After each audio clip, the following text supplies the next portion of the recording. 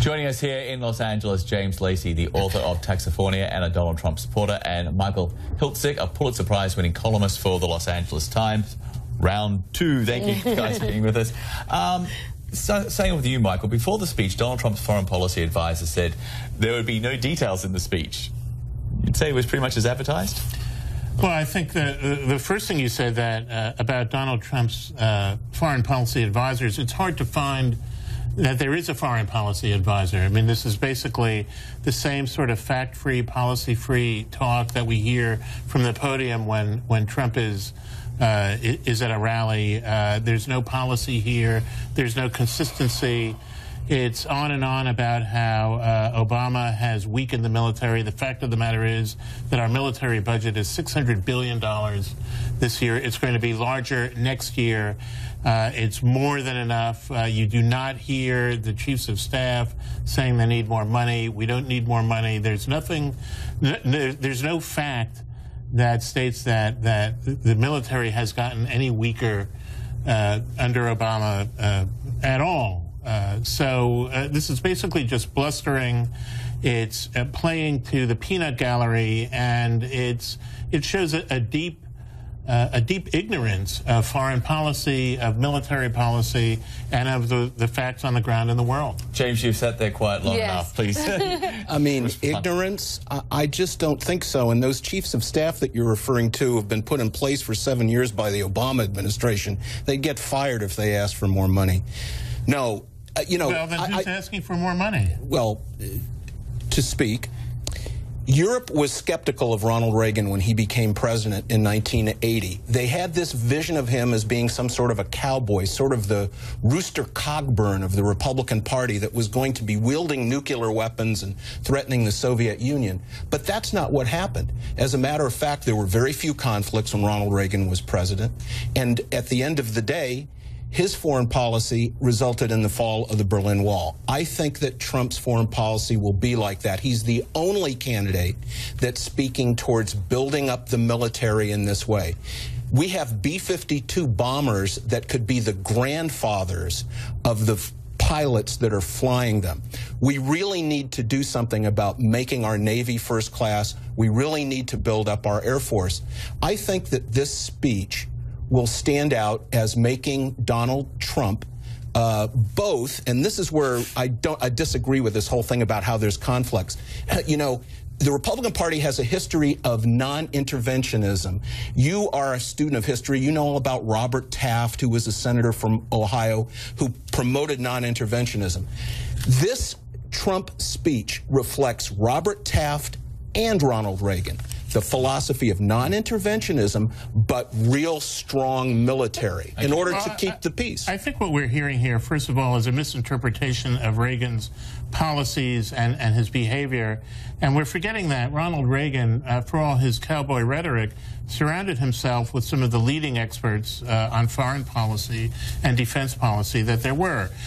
Donald Trump has surrounded himself, frankly, with a bunch of right-wing crackpots who have nothing to add and nothing to say. Now, the fact of the matter is that, you know, when you talk about the state of the American military right now, you're calling for a return to a military that fought not merely the last war, but the war before that and the war before that. The world is very different now. You do not want a military that looks like the military that we had even under Clinton, much less George H.W. Bush or Ronald Reagan. We need a military that can fight the next war or the wars that we're facing now. That's not the Cold War, and it's not a European war. It's something very different. And to put the sort of money that Trump is talking about into these old-style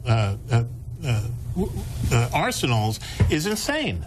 And James, also, this is a show that's, you know, viewers from around the world are watching. What do you say to those who say, you know, the fundamental message that is being beamed out to America's allies is one of inconsistency, and that is dangerous for America's standing? You talk about making America safe again and make America strong again. And who's been inconsistent? It's been the Obama administration. You know, look, this guy doesn't get any respect. He landed his plane in Cuba, and there was no one to greet him when he got there. He's created, through his policies in Iraq and the Middle East, ISIS. He's created the circumstances by removing the troops and by not taking advantage of the surge that had occurred during the Bush administration. The world is a much, much more dangerous place. Sorry, I just want to very quickly. If Donald Trump has the magical solution to end ISIS, isn't there a moral and ethical responsibility for him to tell the president right now? I mean, John McCain was pilled for this in 2008 when he said, "I know how to defeat al-Qaeda, but only if you elect me." Isn't it the same thing? You know, if he really knows how to defeat ISIS? Yeah, I don't think that there's a super mystery about what Trump is saying, because what Trump is saying is to take ISIS on directly. We have a president right now who has a policy that will only try and drop bombs, that won't engage in the broad spectrum of things that need to be done to close off ISIS, out of concern for offending the Saudi Arabians and out of concern for offending some of the other oil-rich states that prop up this radical Wahhabism type of Islam. Trump is going to get past that. You know, we have to start thinking in terms, and, you know, this mischaracterization of America first. What America first means is to look after the best interests of American security. What we need to do is protect the United States and not go out and nation build. We're way beyond the time when we should be the policemen of the world. It's just way too complicated right now, and we have to think about protecting people at home, and this is what his foreign policy would do. Okay, we're going to pause there on the issue of Trump and his foreign policy prescriptions, or lack thereof, some would say, and turn to the day's other big story, which is Ted Cruz choosing Carly Fiorina as a running mate. Clearly trying to capitalize on their immense popularity with the electorate. Yes, indeed. I've got to ask you, Michael, to start with you, to help me try, I mean, people are trying to decipher this. Give it your best shot. Well, frankly, you've given me a very hard job, because I don't think anybody has really been able to decipher this. I think what the best thing we can say is that Cruz was trying to seize the attention of news viewers by doing something extreme or outlandish. He had a hard time doing that because this is the same day, as we know, that Donald Trump was making his so-called foreign policy pronouncements. What's odd about this is that normally, if you have somebody whose personality is said to be so repellent as Ted Cruz is, a candidate like that really should go out and find a running mate who softens that. Yeah. Instead, he went out and found a running mate who has shown that she is deeply unpopular and every bit as grating to much of the electorate. Do you think she tried to soften her image a little bit today? Because there was that very odd moment on the stage when she actually broke out into song. Let's listen to this. So just show our viewers exactly what happened. They may have missed it. I know two girls that I just adore. I'm so happy I can see them more.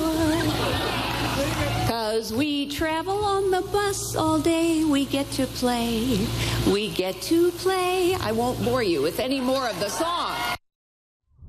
A stunning. Well, and you know, this is the Carly Fiorina we've come to know, that every time she tries to soften her own image, it's a hideous misfire. During her presidential campaign, she was filmed in a TV commercial with a group of puppies, and one of the comments that I heard was she looked like Cruella de Vil measuring them up for their pelts.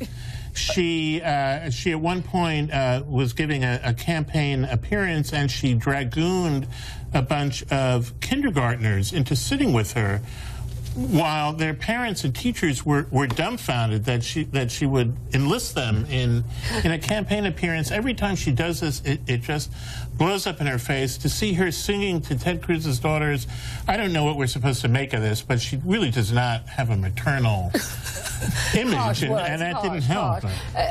James, we've got to give you a chance. Yeah, as a Trump supporter, I'm not going to comment on anything that you just said, but I will say this. There is historical precedent for what Cruz is doing with Carly Fiorina. 40 years ago, before the Republican convention, the last contested Republican convention in 1976, Ronald Reagan announced that he would pick Richard Schweiker, a senator from Pennsylvania, to be his running mate. And he did this to throw a cloud of confusion just before the convention and to try and sway a group of uncommitted Pennsylvania delegates. We've been hearing a lot in the news about uncommitted Pennsylvania delegates. They existed 40 years ago to try and get the nomination for himself. What this thing is, though, with Fiorina, it's Cruz's play to try and win congressional districts in California. And there's a complete miscalculation that does relate to what Michael said. I've done the polling, too.